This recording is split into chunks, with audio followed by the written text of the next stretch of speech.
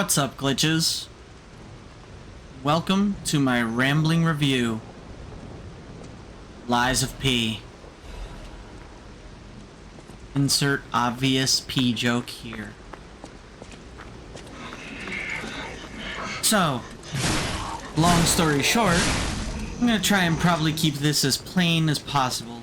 Or even in a starting area. This outfit is part of the deluxe edition thing because I tried the demo, which is free, by the way. You know, the demo is on PlayStation at least. I don't know about anything else, but there's a demo. It has the first two chunks of the game, as well as two bosses and a mini boss. So if you want, you know, just a Souls-like experience, in fact, one of the best Souls-like experiences I've had in a long while, I'd actually recommend you just go and try the demo. If you don't like it by the end of that, well, maybe I can convince you. So, Lies of P is a Souls-like made by a team that is not known for Souls-likes. It's not made by FromSoft. This is this team's first Souls-like game. And I can tell you right now that it looks like a Souls-like. It looks like a Souls game. Plays like a Souls game. Smells like a Souls game. Has a plot layout that's a little bit more, like, easier to follow than a Souls game. And has, you know, deep hidden lore in those items and the steep difficulty curve with intense necessity for practice that honestly a lot of Souls fans, a lot of like even a lot of Souls fans can't handle.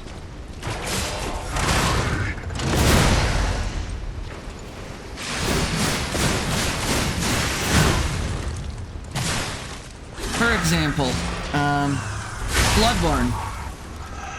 Bloodborne wants you to act fast, aggressive, and dodge.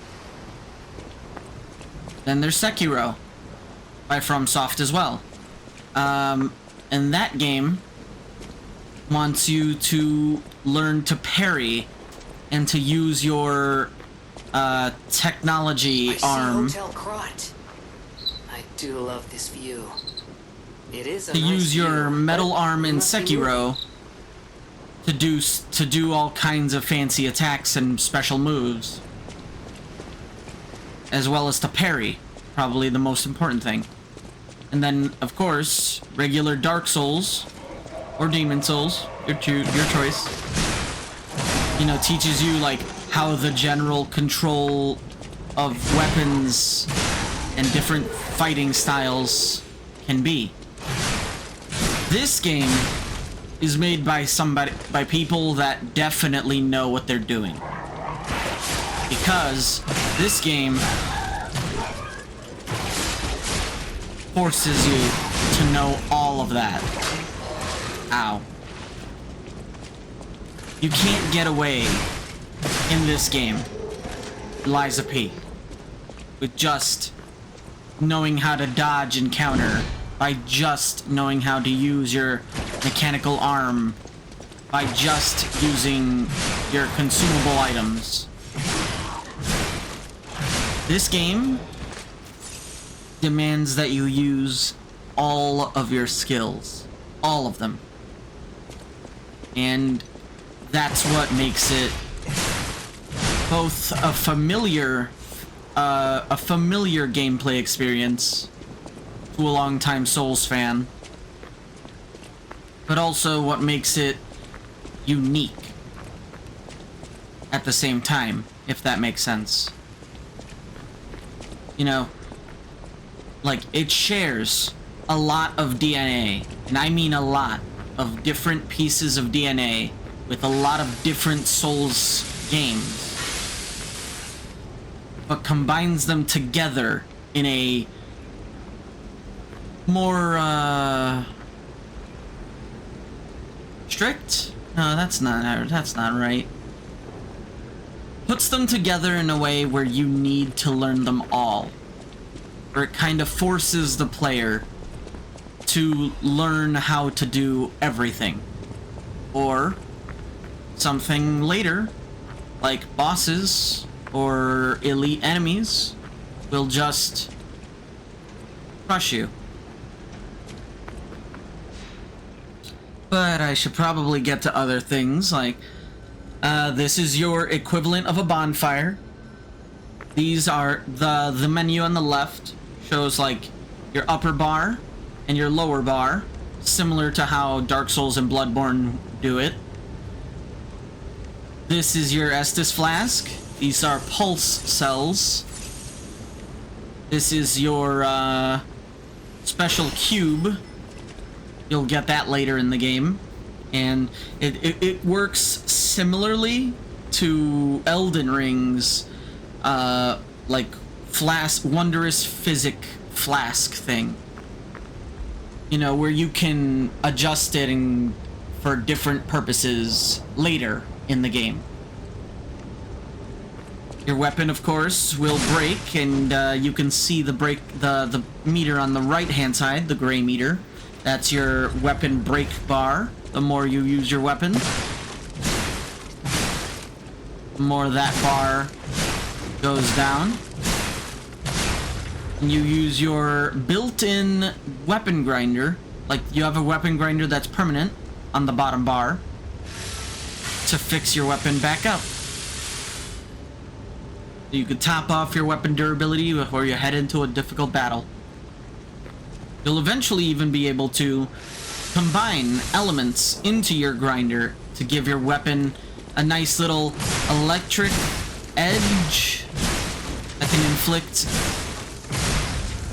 an electric status ailment, which will increase staggerability, or maybe add fire and damage over time with fire, or eventually acid, which will eat away at your enemy's health a little bit less than fire, but also damage and any breakable things that your enemy has. Like if your enemy has a weapon, the acid will help to break away that weapon.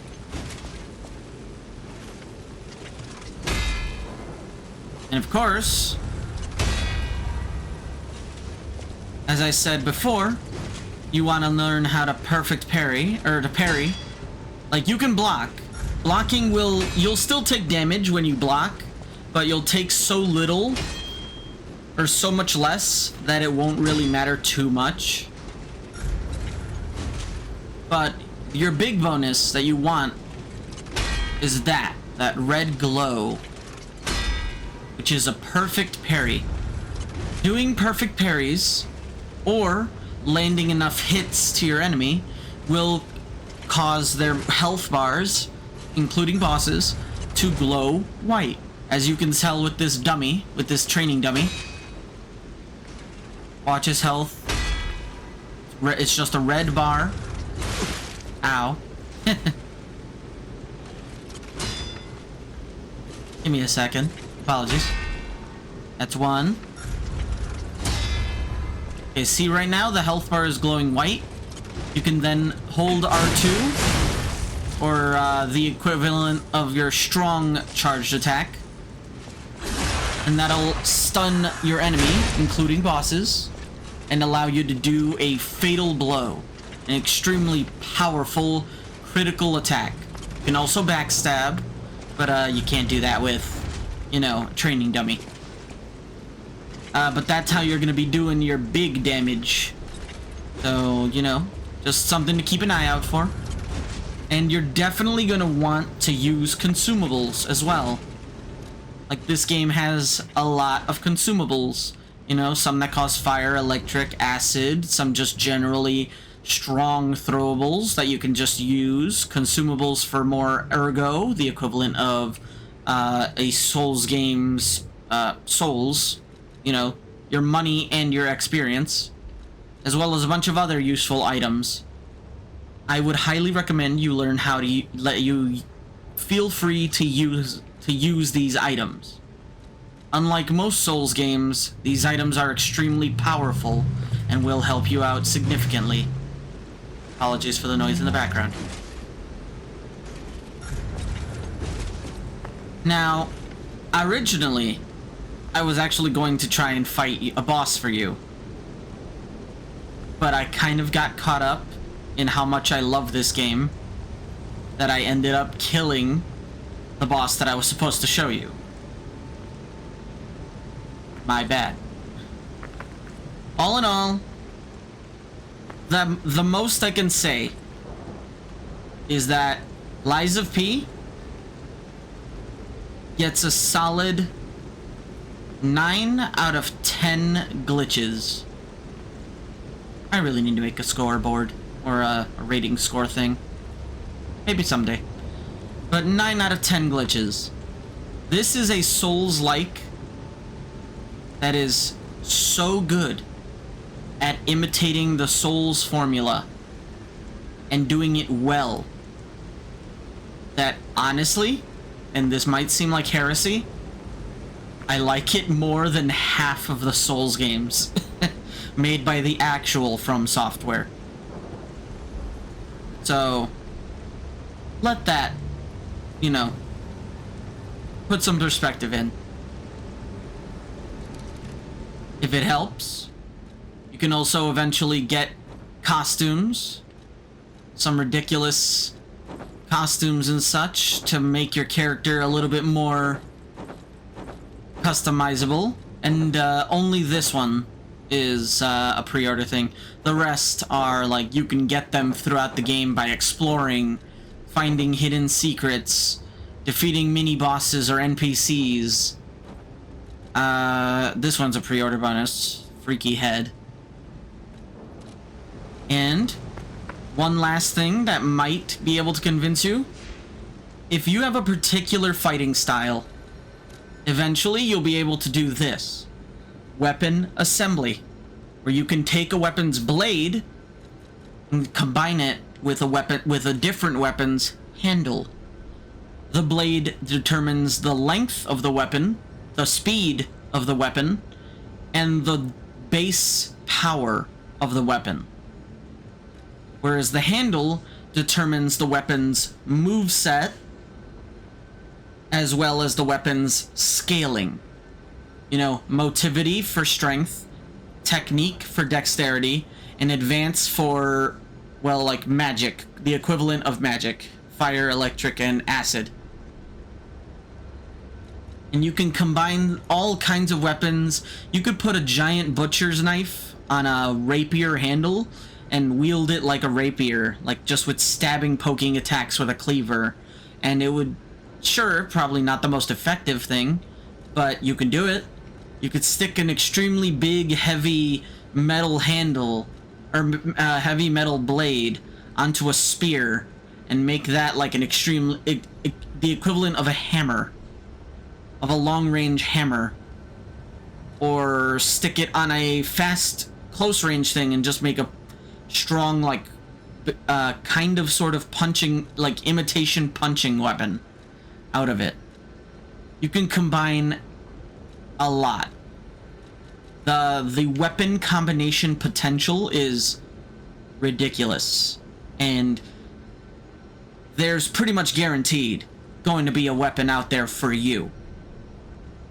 So if you don't like what you got at the start, you know, just keep collecting weapons, and eventually you can go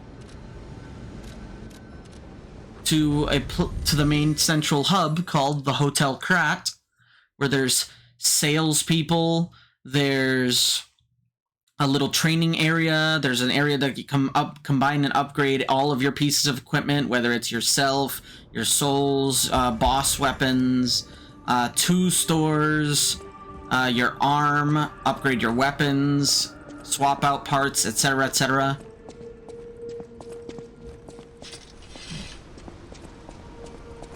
So yeah, the game is really good. Really, really, really damn good.